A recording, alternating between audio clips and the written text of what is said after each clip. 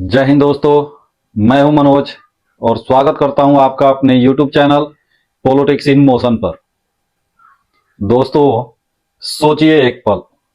सुबह उठते ही आसमान में धुआं है, सड़कें सुनसान हैं, दूर कहीं गोलियों की आवाज आ रही है और मोबाइल पर इंटरनेट तक नहीं चल रहा है। आपका बच्चा पूछता है, पापा बाहर लड़ाई क्यों हो रही है? और आपके पास जवाब नहीं है। ये कोई फिल्म का दृश्य नहीं है, ये हकीकत है। अफ्रीका के तंजानिया की, जहां चुनाव के बाद देश खून और डर में डूब गया है। सैकड़ों लोग मारे जा चुके हैं, दर्जनों घायल हैं, इंटरनेट बंद है और सेना सड़कों पर है।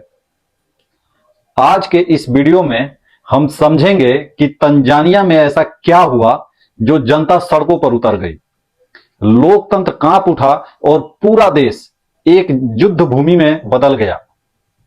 और सबसे अहम बात, इसका भारत और तंजानिया में रहने वाले भारतीयों पर क्या असर पड़ेगा। तो वीडियो को अंत तक जरूर देखिएगा, क्योंकि कहानी सच्ची है, हालात गंभीर हैं और सीख बहुत गहरी है। तो चलिए वीडियो को शुरू करते हैं। दोस्तों, तंजानिया में हाल ही में राष्ट्रपति चुनाव हुए। जब चुनाव परिणाम घोषित किया गया, तब विपक्षी दलों ने यह आरोप लगाया कि चुनाव में बड़े पैमाने पर धांधली हुई है और जनता का असली जनादेश छीन लिया गया है। इन आरोपों के बाद लोग सड़कों पर उतर आए और बड़े पैमाने पर विरोध प्रदर्शन शुरू हो गया। शुरुआत में यह विरोध प्रदर्शन शांतिपूर्ण था, लेकिन जैसे जैसे भीड़ बढ़ती गई तो तनाव भी बढ़ता गया और फिर सुरक्षा बलों ने बल प्रयोग करना शुरू कर दिया।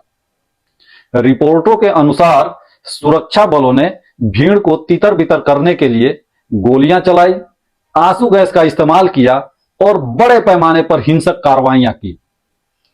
कुछ मीडिया रिपोर्ट्स और विपक्षी नेताओं का दावा है कि इस हिंसा में लगभग 700 नागरिकों की मौत हुई है। सरकार ने अभी आधिकारिक आंकड़ा जारी नहीं किया है, लेकिन यह स्पष्ट है कि हालात बेहद गंभीर है। सरकार ने स्थिति पर नियंत्रण पाने के लिए कर्फ्यू लगाया, इंटरनेट सेवाएं बंद कर दी और कई इलाकों को सुरक्षा बलों के हवाले कर दिया। अब सवाल यह है कि यह हिंसा क्यों भड़की।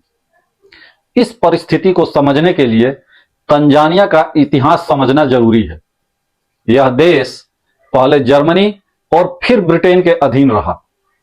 औपनिवेशिक काल में यहां पर अत्यधिक दमन हुआ और जनता ने स्वतंत्रता के लिए लंबा संघर्ष किया।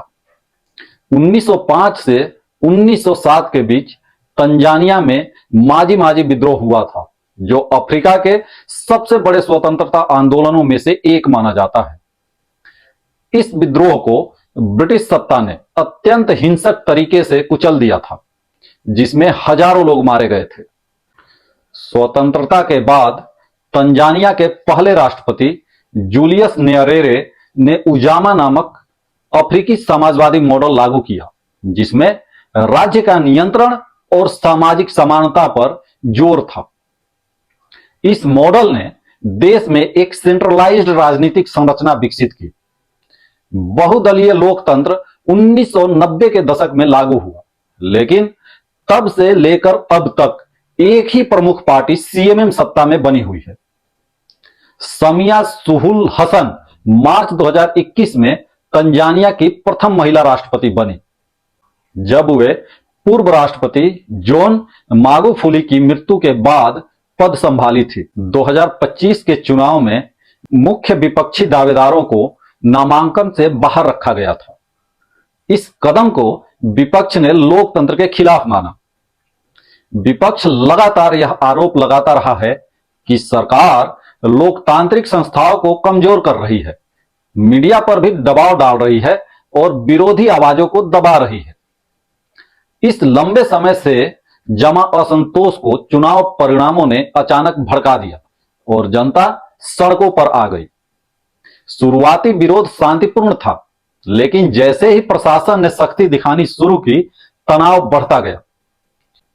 सरकार ने सोशल मीडिया सीमित कर दिया, कई जगहों पर इंटरनेट बंद कर दिया और सेना को सड़कों पर उतार दिया।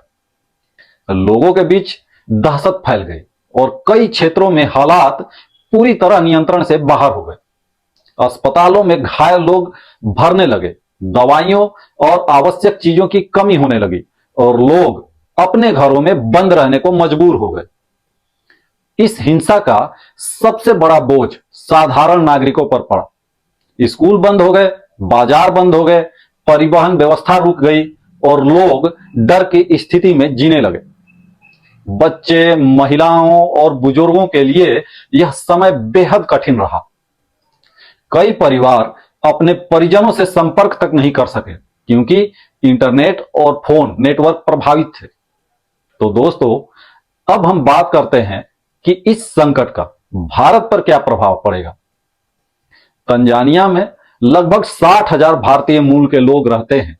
इनमें व्यापारी, डॉक्टर, छात्र और व्यापारिक परिवार शामिल है। भारत तंजानिया का एक प्रमुख व्यापारिक साझेदार भी है और दोनों देशों के बीच मजबूत आर्थिक और सांस्कृतिक रिश्ते हैं। भारत तंजानिया को दवाइयां, कृषि उपकरण, वाहन, शिक्षा सेवाएं और तकनीकी सहायता प्रदान करता है।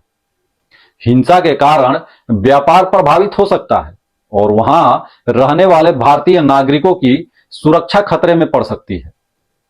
चूंकि तंजानिया हिंद महासागर के तट पर स्थित है, इसलिए वहां की अस्थिरता भारतीय समुद्री व्यापार मार्गों और समुद्री सुरक्षा को भी प्रभावित कर सकती है। भारत की सागर नीति में तंजानिया महत्वपूर्ण साझेदार है, इसलिए भारत इस स्थिति को नजरअंदाज नहीं कर सकता। भारत सरकार स्थिति पर नजर बनाए हुए है। भारतीय दूतावास ने वहां के भारतीय नागरिकों को सतर्क रहने की सलाह दी है और एक हेल्पलाइन भी जारी की है। सरकार स्थानीय प्रशासन से संपर्क में है और आवश्यकता पड़ने पर भारतीय नागरिकों को सुरक्षित वापस लाने की तैयारी भी की जा सकती है। भारत पहले भी यमन, सूडान और यूक्रेन में बड़े पैमाने पर सुरक्षित निकासी अभियान चला चुका है, इसलिए भारत के पास अनुभव और संसाधन दोनों हैं। संयुक्त राष्ट्र और कई मानवाधिकार संगठनों ने इस घटना पर चिंता जताई है। उन्होंने कहा है कि हिंसा की पूरी जांच होनी चाहिए और लोकतांत्रिक प्रक्रिया की रक्षा की जानी चाहिए। दुनिया की नजर अब तंजानिया पर टिकी हुई है कि क्या वह लोकतंत्र को मजबूत करेगा या दमन का रास्ता चुनेगा। यह घटना हमें यह सिखाती है कि लोकतंत्र की नींव जनता के विश्वास पर टिकी होती है। जब जन विश्वास टूटता है, संस्थाएं कमजोर होती हैं और आवाजें दबाई जाती हैं, तो हिंसा और अराजकता जन्म लेती है। हमें यह भी समझना होगा कि भारत जैसे देश के लिए विदेशों में बसे भारतीयों की सुरक्षा और मित्र देशों की राजनीतिक स्थिरता दोनों जरूरी है। हम आशा करते हैं कि तंजानिया में शांति स्थापित हो, निर्दोष लोगों को न्याय मिले और वहां रह रहे भारतीय सुरक्षित रहें।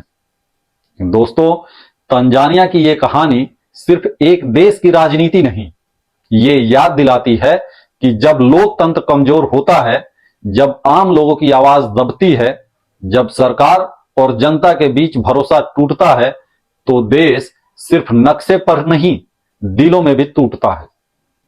आज तंजानिया की सड़कों पर जो दर्द दिख रहा है, वो हमें एक बात सिखाता है।